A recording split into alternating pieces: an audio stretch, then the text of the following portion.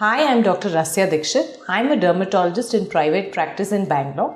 I have been practicing from the last 18 years. We have all started the holiday season and everybody is traveling either short or long distances to reach their loved ones to spend a lovely 2023, and obviously we want to know about what is the skincare when we are on a long flight. When we are on long flights, remember, being inside the controlled environment of an aircraft, the skin is going to get very dehydrated because there is no humidity in the air inside an aircraft. So when we are getting started to go there, make sure that you are drinking enough water through the flight.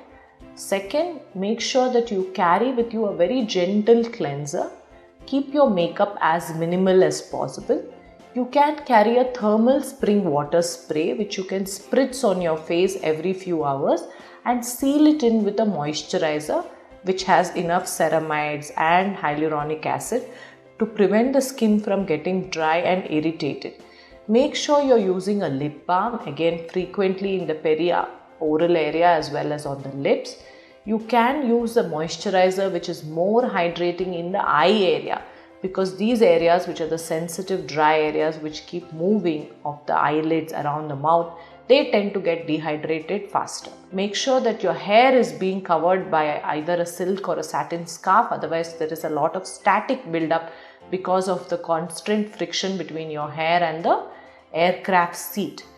The other important treatment to also remember is that most of our moisturizers and creams, they come in larger package sizes, but on the aircraft you are not allowed to carry more than 100 ml of liquid.